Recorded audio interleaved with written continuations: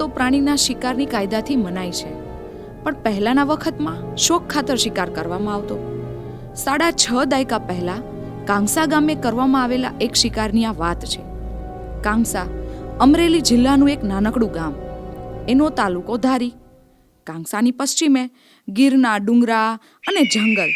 6 દાયકા પહેલા એ જંગલમાં પાર વગરના જંગલી જાનવરો હતા. એમાં સિંહ પણ ખરા. કાંસા ગામની નજીક એક વોકડો છે.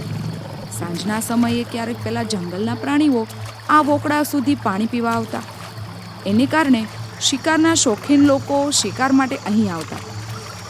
કોઈ એક નવેમ્બર મહિનામાં વડોદરા રાજ્યના મહારાજા સયાજીરાવ અહીં શિકાર માટે આવ્યા હતા. વોકડાની નજીક એક ઊંચો માંચડો બાંધવામાં આવ્યો હતો. મહારાજા એમના મદદનીશો સાથે માંચડા ઉપર ગોઠવાયા હતા. માંચડાથી થોડા અંતરે એ વિસ્તારના કેટલાક રહીશો પણ હતા.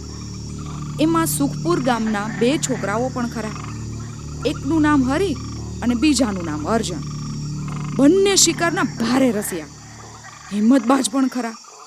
આ 2 છોકરાઓ માંચડા નજીકના એક ઝાડ પાછળ લપાઈને ઊભા હતા. એમની પાસે છરા સિવાય બીજું કોઈ હથિયાર ન હતું. નવેમ્બર મહિનો અડધો થયો હતો.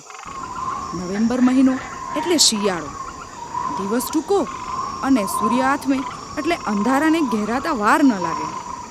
અત્યારે સૂર્ય આથમવાની તૈયારીમાં હતો. અજવાળું ઝાંખું થવા લાગ્યું હતું. એ સમયે ધીરે ધીરે મલપાતો એક સિંહ વોકડા ભણી આવતો દેખાયો. વોકડાને કાંઠે આવીને એ ઊભો રહ્યો. એ વખતે મહારાજાએ હાથમાંની બંદૂકનો ઘોડો દાબ્યો. ભડાકો થયો અને સાથે જ બંદૂકમાંથી ગોળી છૂટી. કમનસીબે ગોળી નિશાનચૂક થઈ ગઈ. બંદૂકના અવાજ પછી સિંહ સાબદો થઈ ગયો. એણે નજર ફેરવી.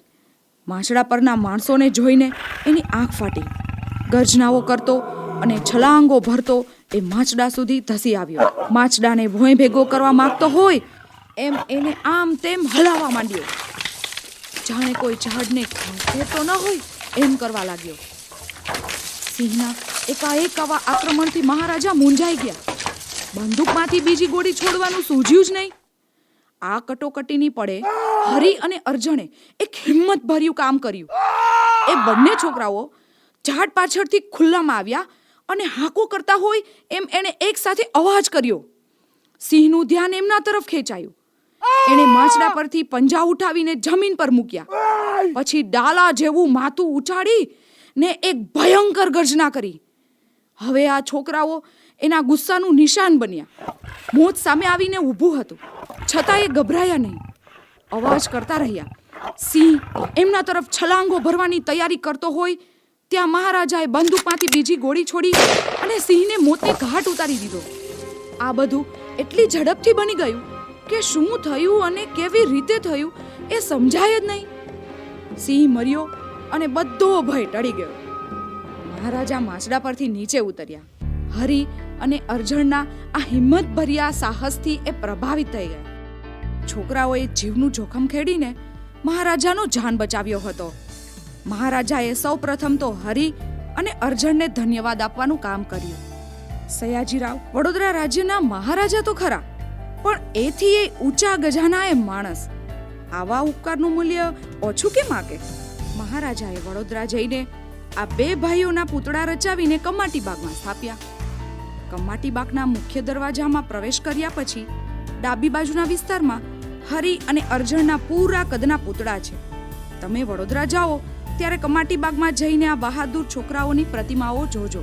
બાળકો, તમને ખબર છે, આજે પણ આપણા દેશમાં સાહસ દાખવનારા બાળકોને રાષ્ટ્રપતિ દ્વારા ઇનામ આપી અને બિરદાવવામાં આવે છે. આ ખૂબ મોટી વાત છે.